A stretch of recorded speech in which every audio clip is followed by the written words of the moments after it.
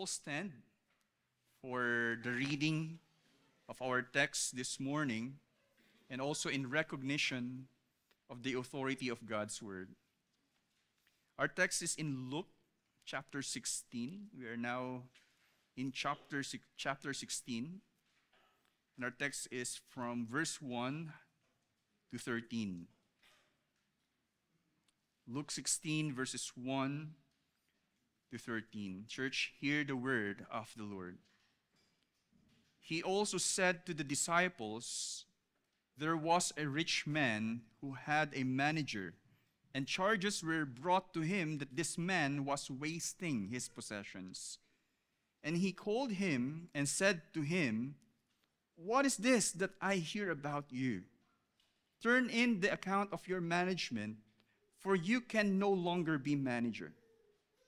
And the manager said to himself, 'What shall I do, since my master is taking the management away from me? I am not strong enough to dig, and I am ashamed to beg.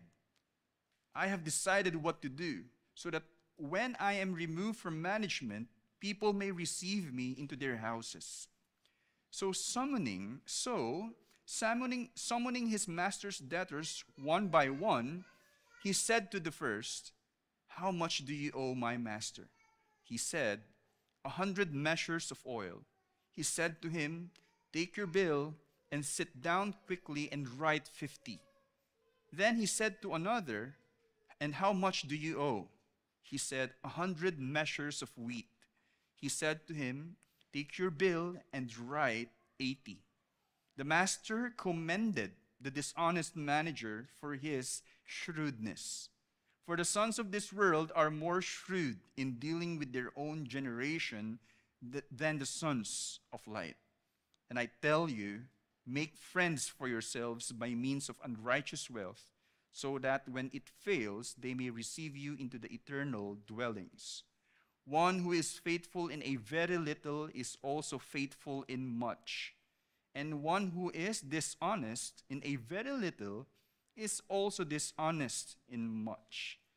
If then you have not been faithful in the unrighteous wealth, who will entrust to you the true riches? And if you have not been faithful in that which is another's, who will give you that which is your own? No servant can serve two masters, for either he will hate the one and love the other, or he will be devoted to the one and despise the other. You cannot serve God and money."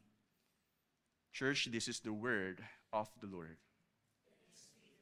Sige po, makakaupo na po tayo.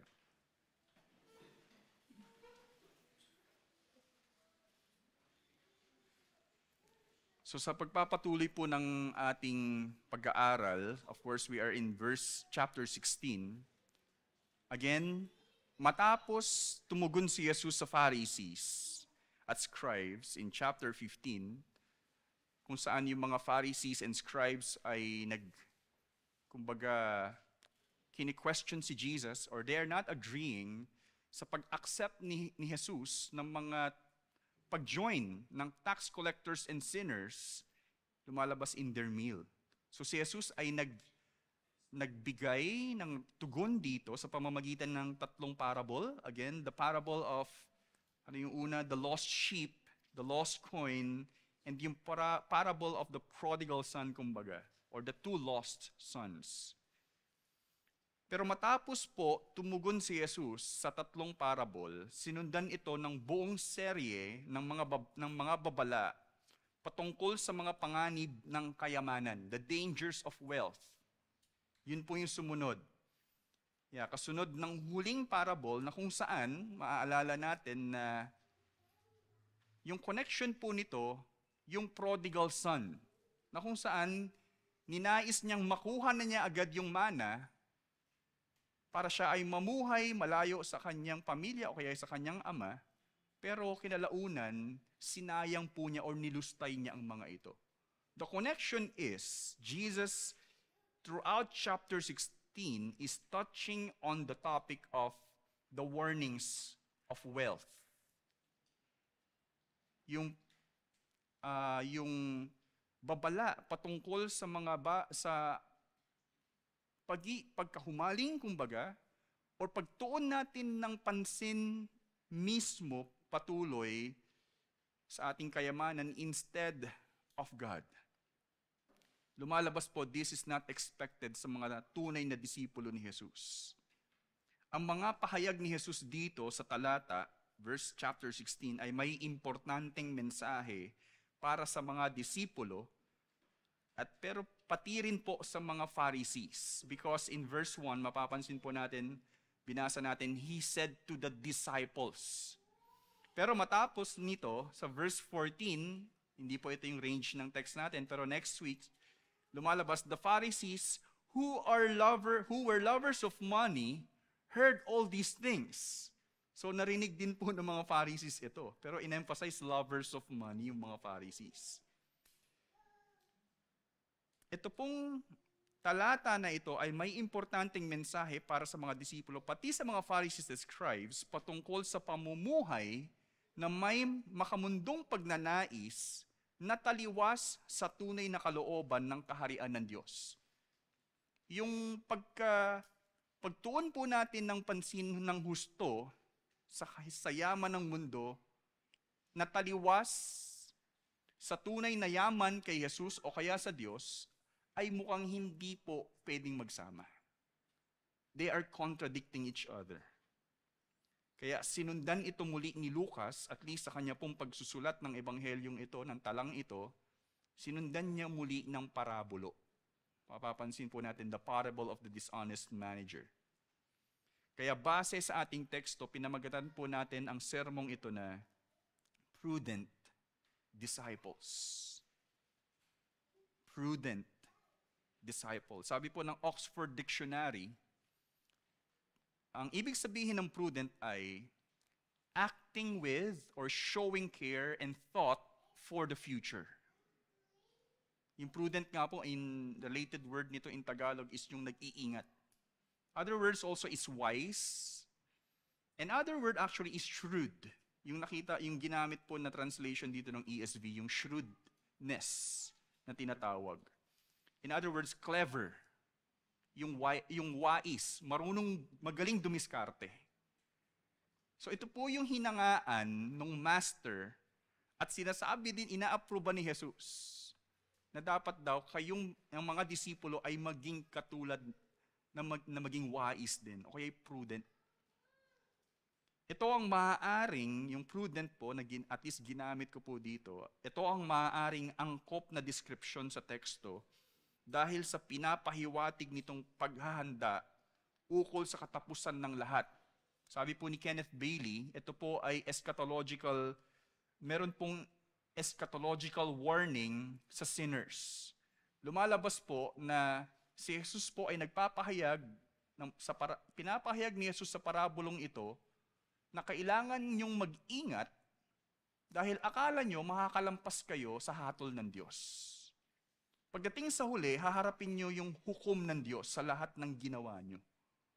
Kaya habang ikaw ay may pagkakataon, paghandaan mo ito para hindi ka humantong sa hatol ng Diyos sa hinaharap. Kaya merong tinatawag na eschatological warning daw po ito. Ayan po. Ang sermong ito ay may sentrong mensahe. Here's the central message of our sermon. God's kingdom calls for a life of prudence and faithfulness to the unfailing mercy of its generous King. Let me repeat. God's kingdom calls for a life of prudence and faithfulness to the unfailing mercy of its generous King. Ang quick understanding po nito, mapapansin po natin na hindi hinayaan nung nagmamanage nung so-called business ng rich man na mapabayaan niya yung mga pagkakamali niya. Gumawa siya ng paraan para maiayos ito. Para daw sa huli, maging bati siya ng kumbaga siya ay tanggapin ng kanyang mga kaibigan.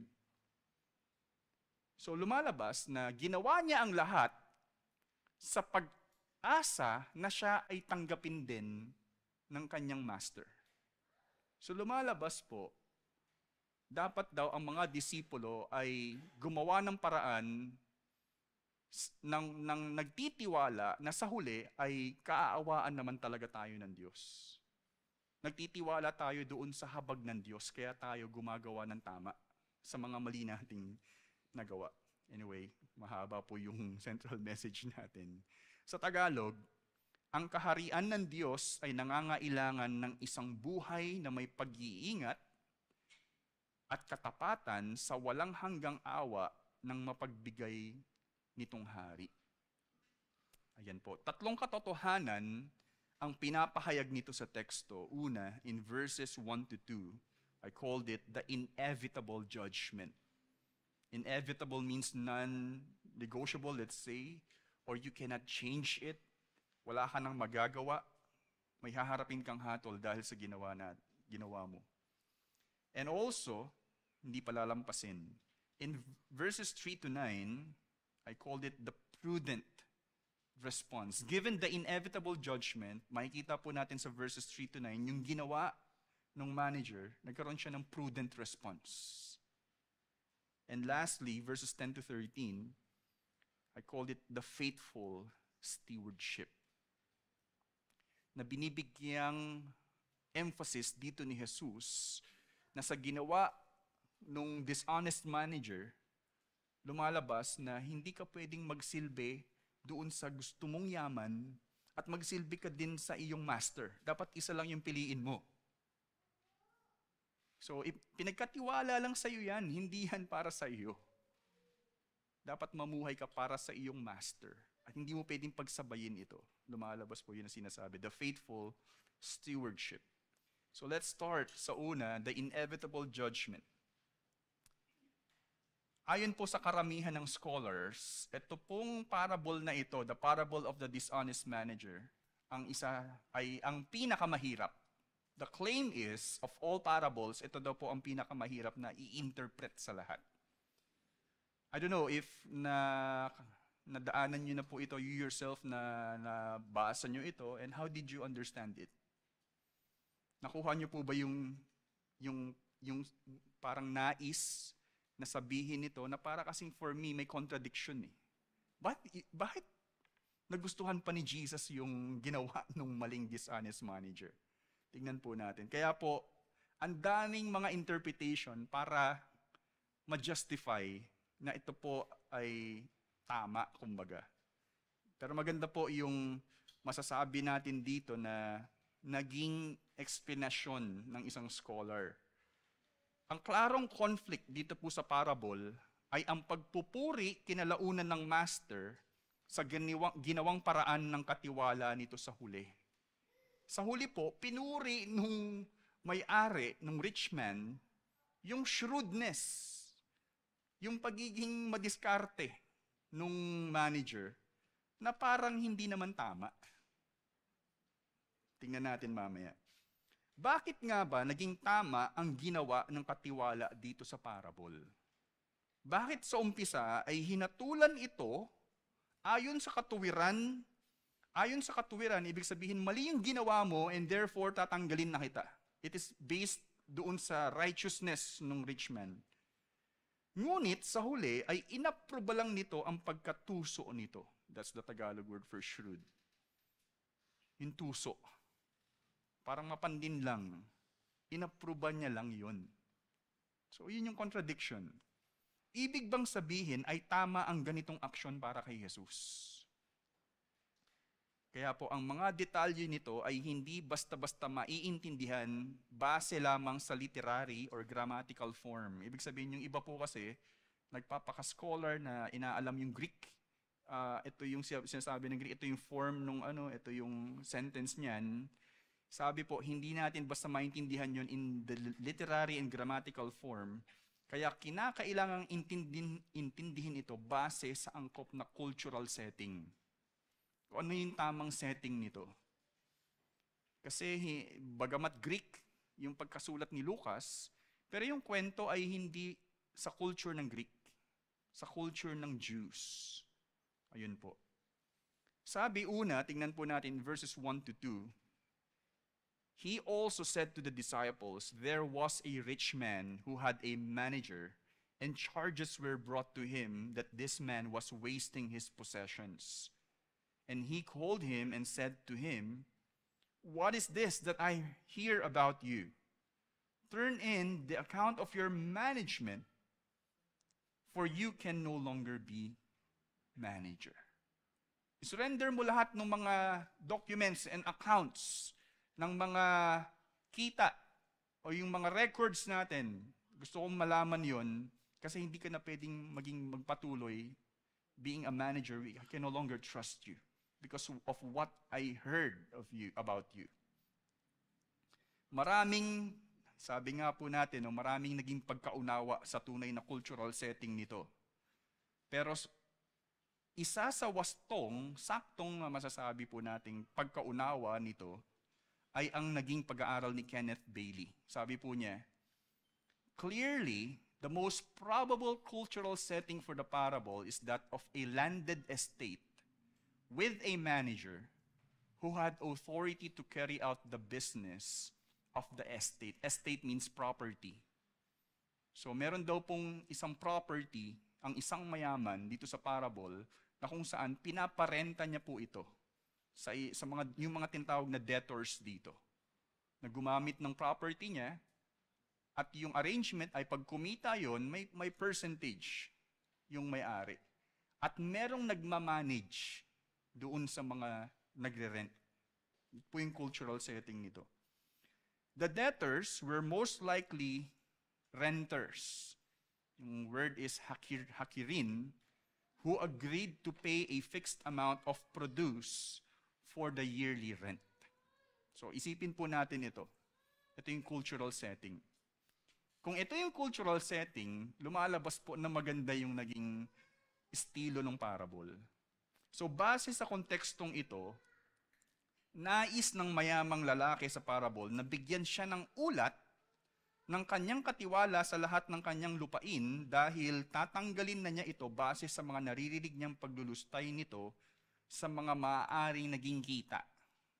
The dishonest manager, after all, hindi naging faithful in stewarding yung pinagkatiwala sa kanya, wini-waste niya po ito. Connection po nito yung sa parable of the prodigal son. Lumalabas na ang master dito ay may katuwiran na hindi niya palalampasin ang sinumang hindi tapat sa kanya. So nalaman niya na may mga ginagawang mali, ito pong katiwala niya. So it's not like okay lang yun. Tinawag niya po yun para talaga hindi magpatuloy yung ganitong maling practice. Bibigyan niyang hatol ang mga ito na hindi maiiwasan. Yun po. Ibig pong sabihin, kung isang tao ay matuwid, kung mali ka, dapat kang parusahan. Hindi lang basta grasya. Nais ipahayag rito na walang sinuman na hindi naging tapat sa Diyos ang makakaligtas sa nararapat nilang hatol. Don't be deceived na parang okay lang yung ginagawa natin na mali and later on, mamahalin lang tayo ng Diyos. Don't be deceived again na maniwala po kayo sa ganun. Darating ang panahon, sisingilin po tayo ng Diyos. At yun po ay hindi maiiwasan. Bilang disipulo, ikaw ay inaasahang mamuhay sa katuwiran. Kung ikaw ay hindi tapat na namumuhay sa Diyos, kailangan mong managot sa lahat ng ito. Kailangan pong harapin yung consequences of the wrongs that we have done as a disciple under our great master. Siya ay matuwid. Ngunit, ikaw ay may pagkakataon na gumawa ng nararapat na aksyon para maiayos ang mga ito sa Diyos. Kasi ito po yung kumbaga trick dito . Sinasabing hindi pa tuluyang tinatanggal ng master dito ang kanyang katiwala. Hindi pa final yung pagtanggal hanggat hindi pa nito na ipipresenta ang hinihinging ulat ng kanyang ipinagkatiwalang hari-arian. Until ma-turn in mo yung mga accounts, and then, finally, ikaw ay tatanggalin na kita. Ikaw tatanggalin na kita. So lumalabas, may period na kung saan pwede siyang gumawa ng paraan bago harapin niya yung hatol. Ayoko munang pagpatuloy yung ano pang magandang punto doon, pero yun po yung may period na pwede niyang gawin eh. Ayusin yung mga mali niya. Kaya ang tanong po natin dito, kung ikaw ay may pagkakataong ayusin ang iyong mga pagkakamali, sasamantalahin mo ba ito? Are you going to take advantage of the time na kung saan pwede mong maiayos yung mga pwede mong ayusin para sa huli, ikaw ay maaaring tanggapin pa rin ng Diyos. Although, you're not sure. Pero ginagawa mo yun because you trust in the mercy of God. Yan po yung una. The inevitable judgment. Pangalawa, the prudent response. Matapos matanggap ang hatol, ito po yung nangyari na sunod. Verses 3-4. Let's read. And the manager said to himself, "What shall I do, since my master is taking the management away from me? I am not strong enough to dig, and I am ashamed to beg. I have decided what to do, so that when I am removed from management, people may receive me into their houses." Okay? Ito po yung naging tugon ng manager. Ito po, marahil maiisip dito na ayaw tumanggap ng pagkatalo o kaya kahihiyan ang katiwala, kaya siya ay gustong dumiskarte para hindi maging kaawa-awa. Right? Parang yun po yung pwede nating makita naman talaga dito na ayaw niya daw pong, can you imagine, ito yung status ko dati, I am enjoying this kind of life, and later on, natanggal ako sa trabaho, wala na akong mukhang maipakita sa kanila na ako tong si libre dati, ngayon ako na yung magpapalibre, ako yung mag-treat ng ganito, ngayon ako na, even to beg, sabi niya, ayaw niya daw yun. Okay? Pero ito po, pero sa kanilang panahon, ang ganitong karakter, yung parang gusto niyang gumawa ng paraan, ang ganitong karakter ay isang natatanging kahusayan na kinakailangan lalo na sa kanilang lugar na kaunti lamang ang pinagkukunang yaman at mahirap ang kondisyon. Ibig pong sabihin, yung shrewdness, yung pagiging madiskarte sa kanilang panahon ay isang skill. Kasi during that time, sabi nga po, konti lang daw yung resources, marahil for mapayaman yung harvest, konti lang daw po. So ibig sabihin, in that challenge, at sabi, hindi pa daw maganda yung kondisyon nung set, yung location nila. So kailangan gumawa ng paraan ang mga manager habang meron silang mga kompetensya na businesses, na ibang business din, kailangan gumawa ng yung paraan yung manager para siya pa rin ay magtagumpay over others.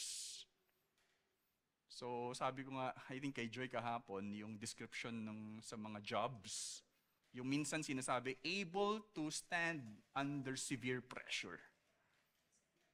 Severe talaga no? Meron bang ganun? Or too much pressure. And then independent. Hindi kailangan ng tulong ng iba. Lumalabas because that is a skill sa hinahanap ng ibang kumpanya.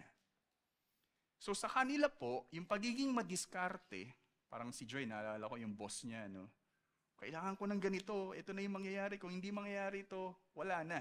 Sige sir, akong bahala dyan. Pagbalik ni Joy, sir, okay na. Tapos na yun? Yes sir, okay na. So mukhang yun po ay isang skill nga po.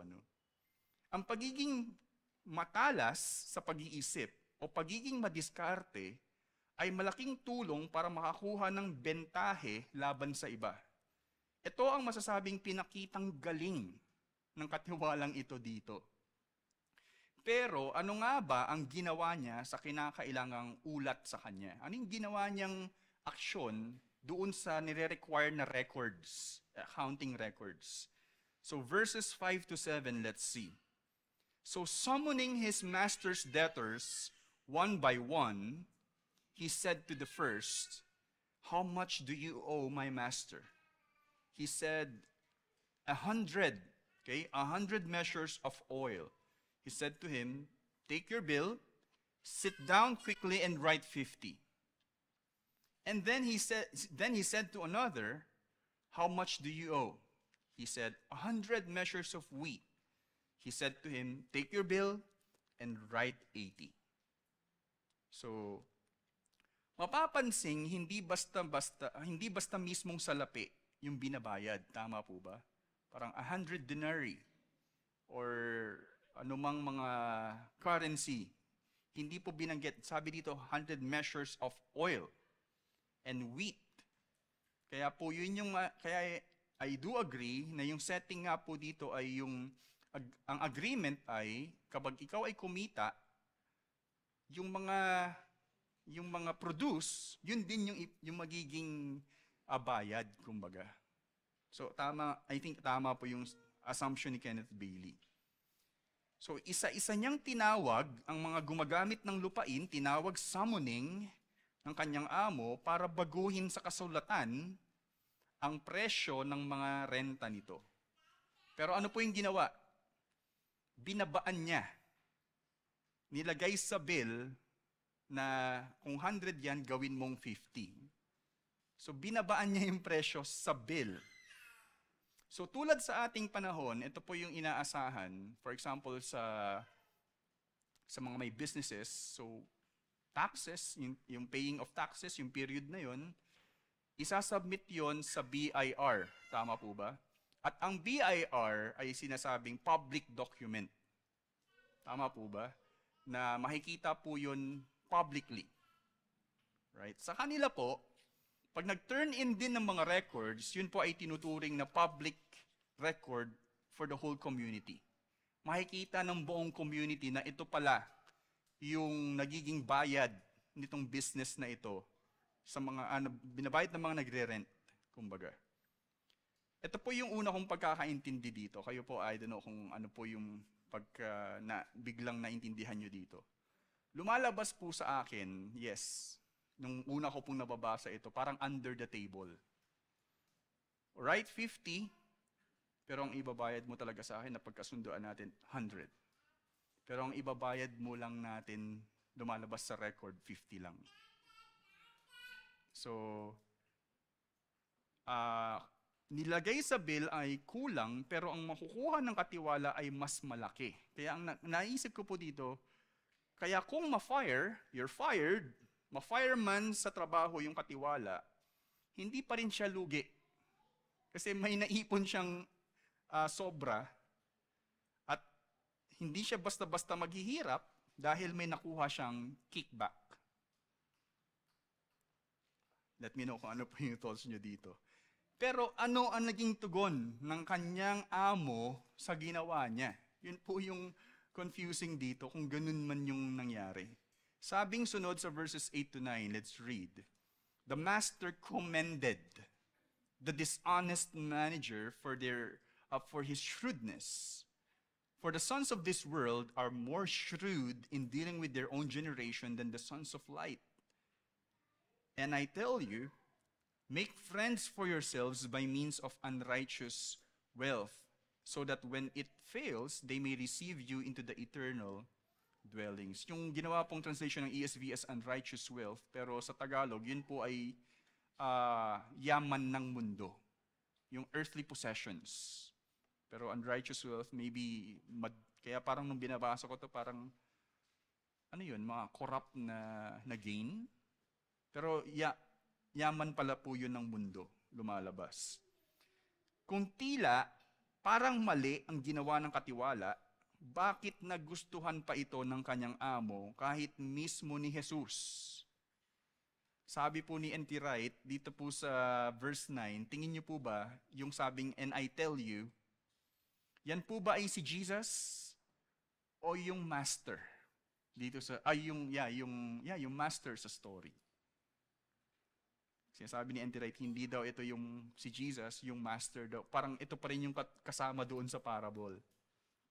Pero kung si Jesus po ito, lumalabas, ina-approve ni Jesus yung ginawa ng shrewd manager.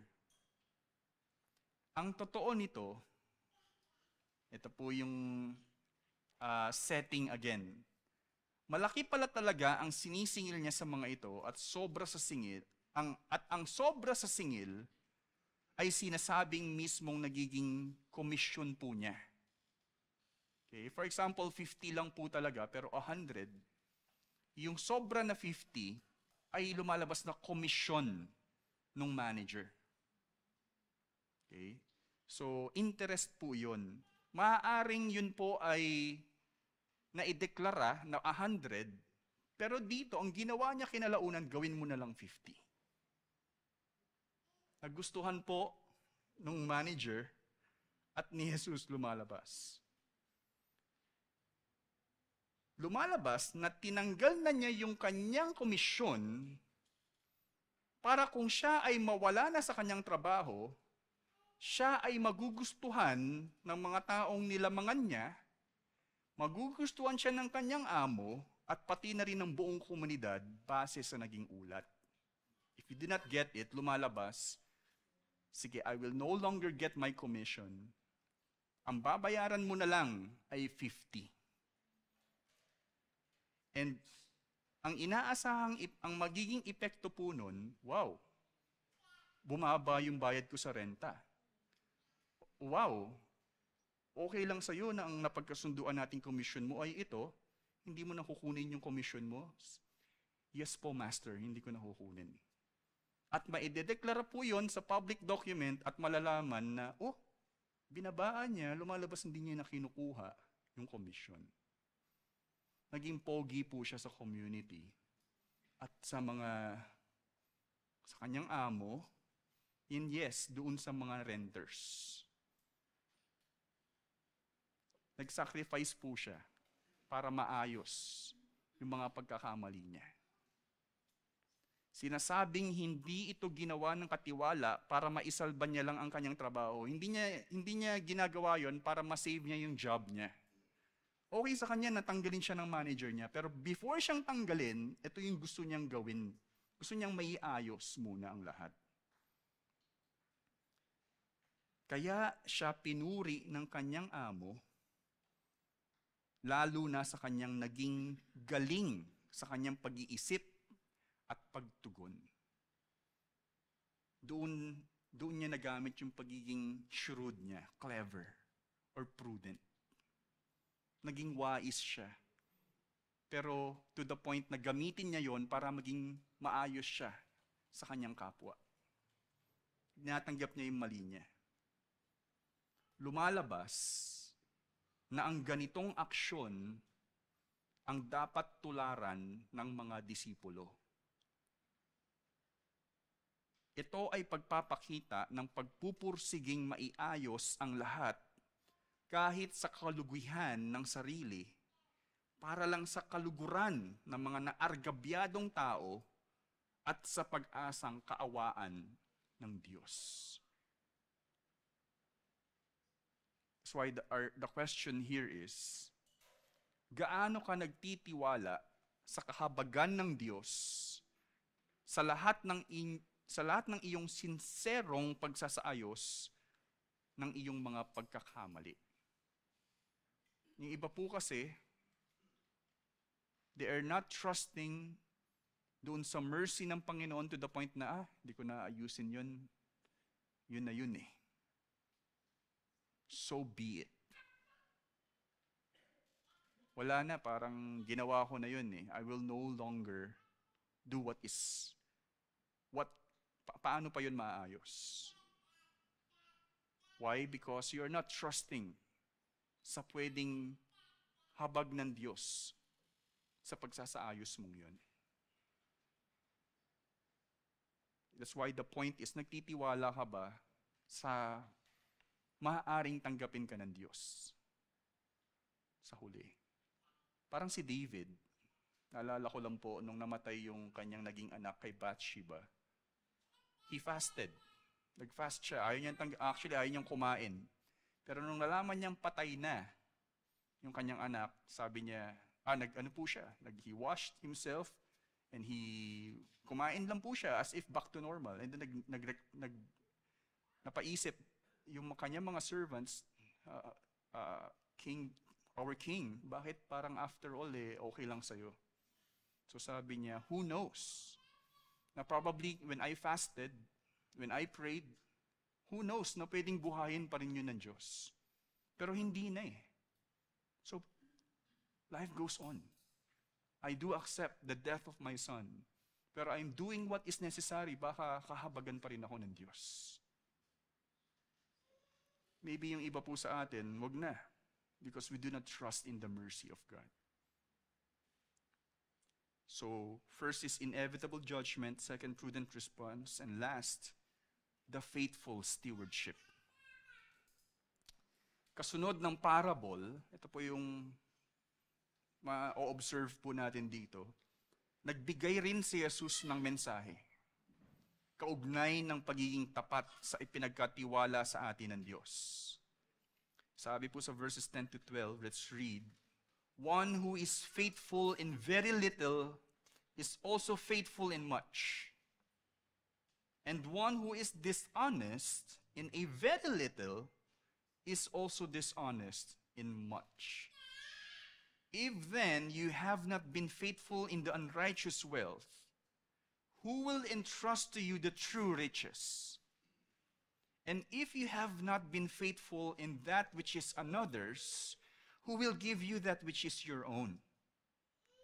No servant can serve two masters, for either he will hate the one and love the other, or he will be devoted to the one and despise the other. You cannot serve specifically God and money.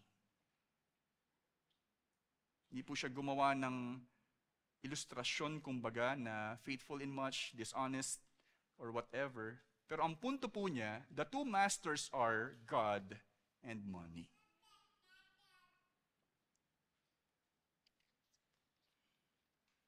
Sa totoo lang po tayong mga Kristiyano, parang pagdating sa pera, ayaw po nating pag-usapan yon. Pero ang Biblia po ay gustong pag-usapan yon. O yung iba naman, sobra-sobra, puro pera pinag-uusapan, right? Pero merong gustong i-address ang Biblia ng tama dito. Nais bigyang halaga ni Jesus rito ang higit na mas mahalagang bagay kaysa sa kayamanan ng mundo. Ang pagiging tapat o hindi pagiging tapat sa anumang bagay ay nagpapahiwatig ng kakayanan sa pamamahala ng mahalagang bagay, lalo na sa tunay na kayamanan ng Diyos. Let me explain. Either ikaw ay faithful or hindi ikaw faithful sa isang bagay, yun po ay nagsisilbing, magkakaroon ng ebidensya iyon, tama ba? Maipapakita later on kung ikaw ay maaasahan sa tunay na yaman ng Diyos. Pero ito po, mamaya, we will know kung ano yung tunay na yaman ng Diyos. Pero hindi maitatanggi na ang pinupunto rin dito ay ang maayos na pamamahala ng salapi o kayamanan. Gusto ding bigyang emphasis dito ni Jesus na kung ikaw ay may yaman, ikaw ay maging good steward. Ikaw ay dapat mapagkatiwalaan dito, malaki man o hindi. Pero kung ikaw hindi mapagkatiwalaan sa maliit, paano ka mapagkakatiwalaan sa totoong yaman ng Diyos? Ang pamamahala sa salapi ang nagtutukoy kung sino ang tunay na may hawak ng ating buhay. Ito po yung gusto kong sabihin.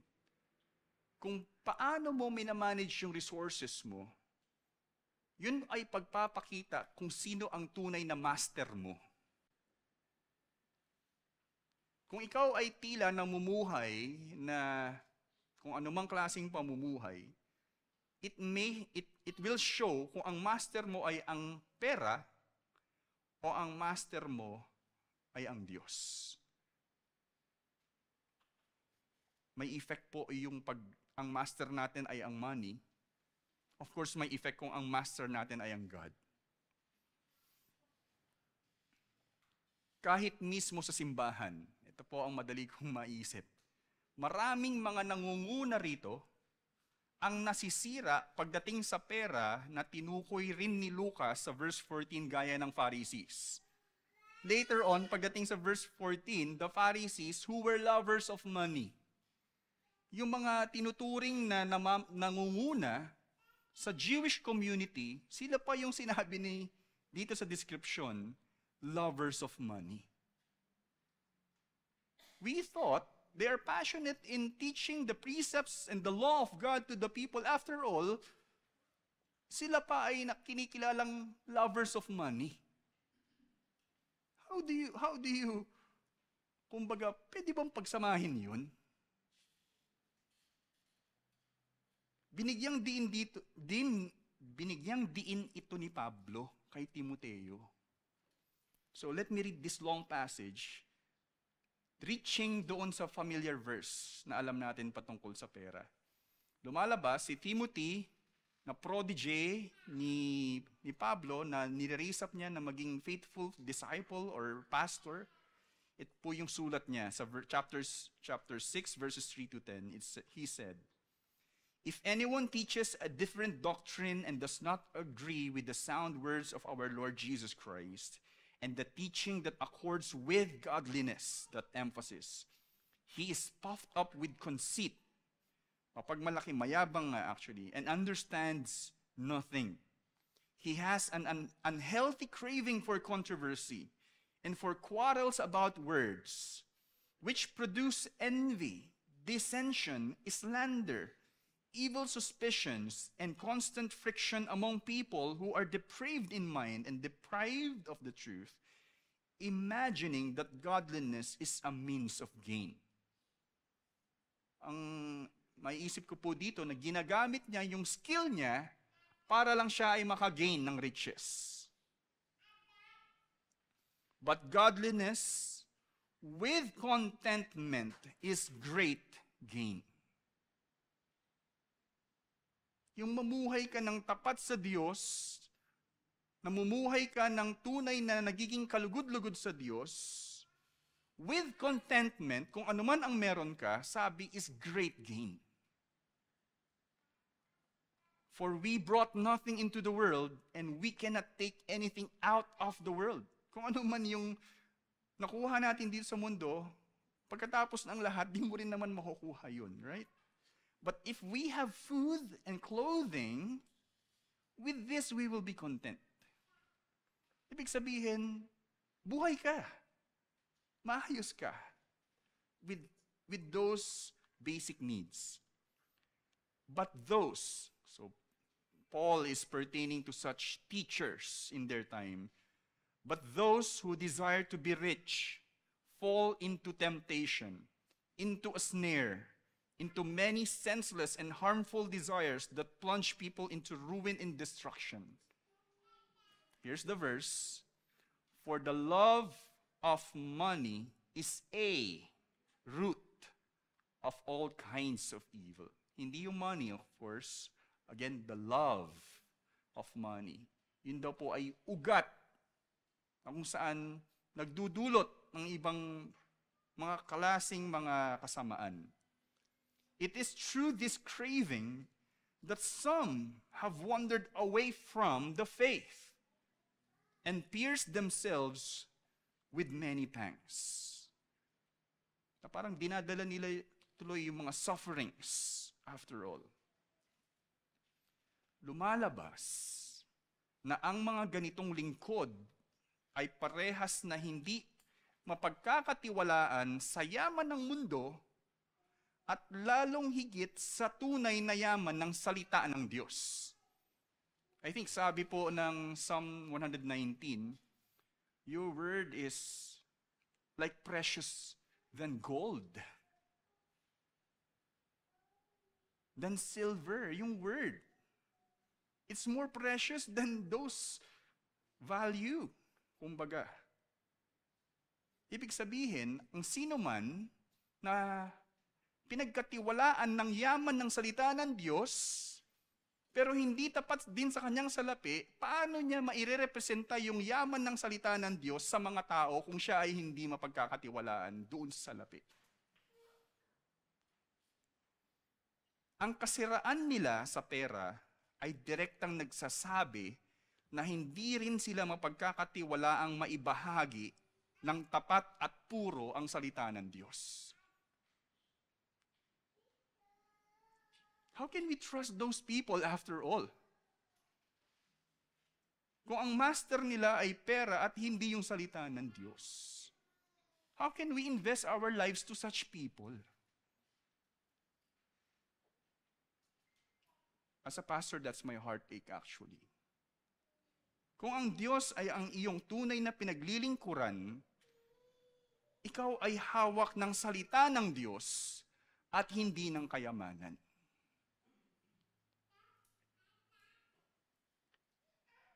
Yeah, I'm reflecting, probably naging pastoral hermeneutic ito na naisip ko patungkol ito sa mga pinagkatiwalaan ng Diyos, ng kanyang mahalagang yaman ng salita ng Diyos.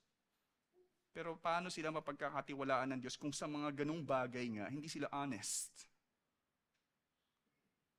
The Pharisees are being pointed out here.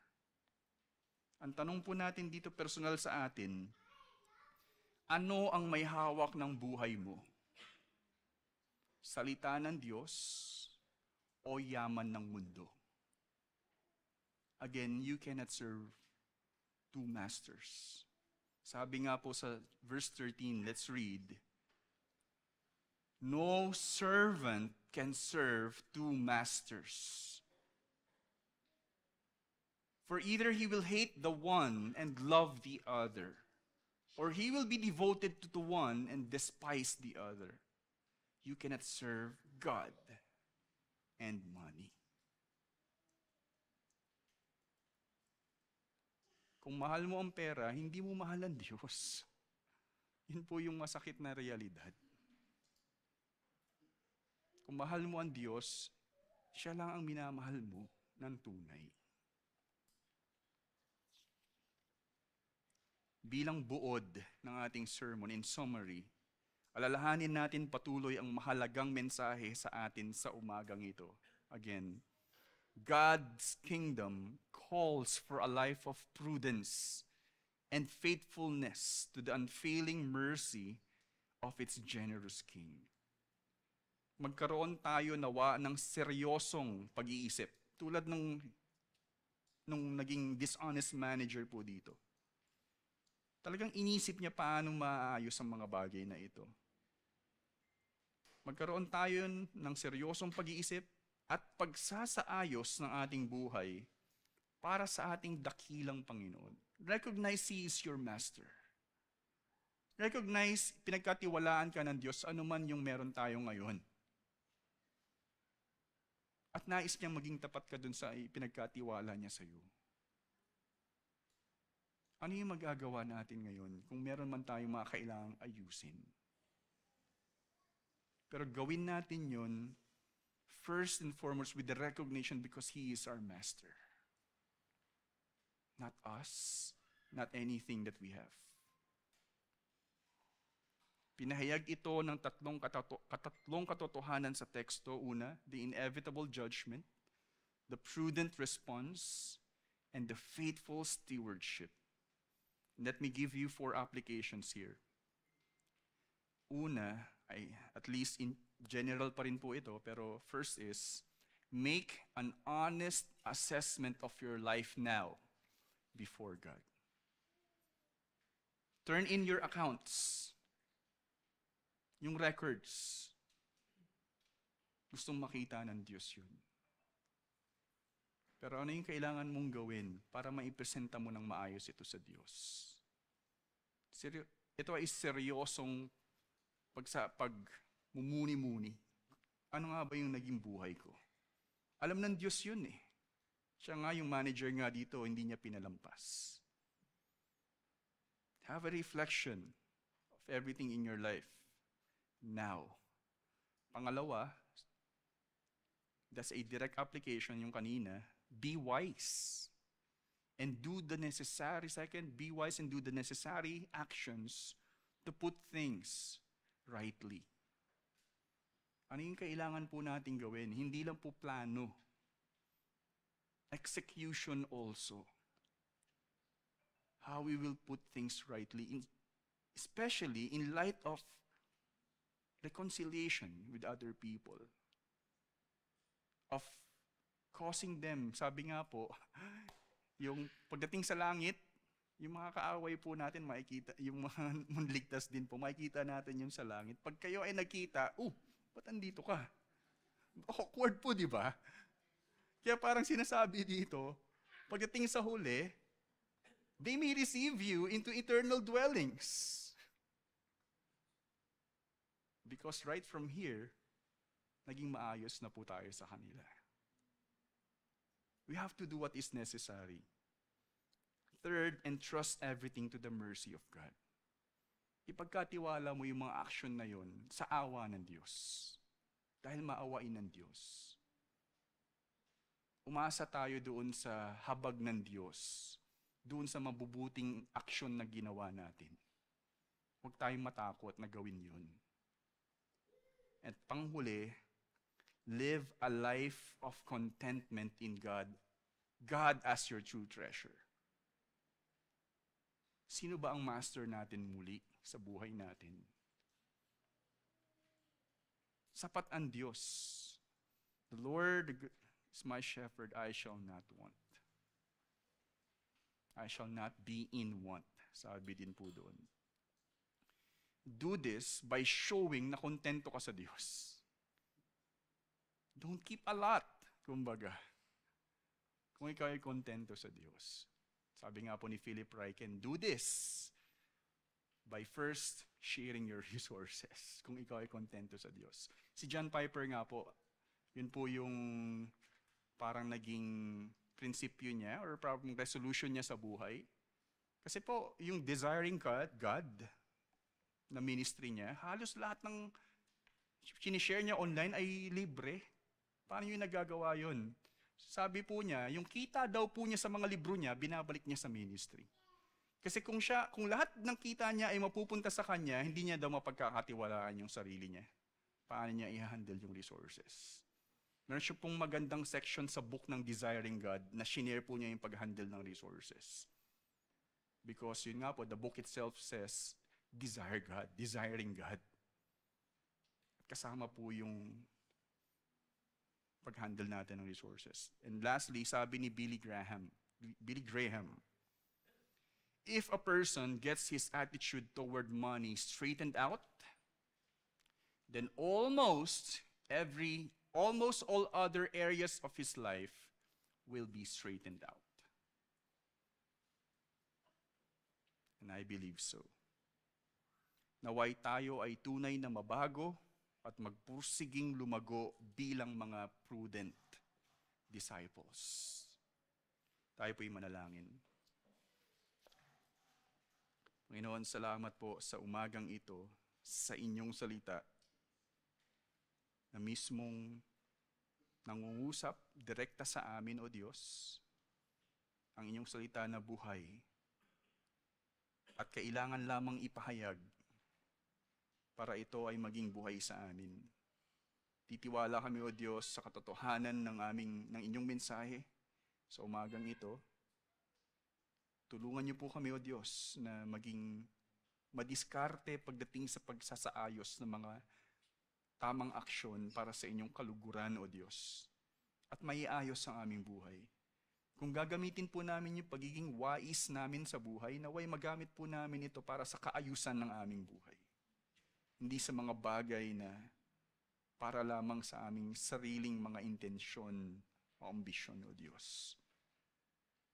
Pero mangusap kayo patuloy na kami po ay mamuhay ng tapat sa inyo, maging katiwa-tiwala na inyong lingkod.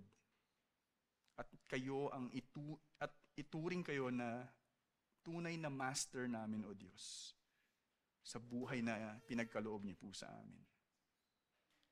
May you bless indeed the families, O Lord, on how they manage their families.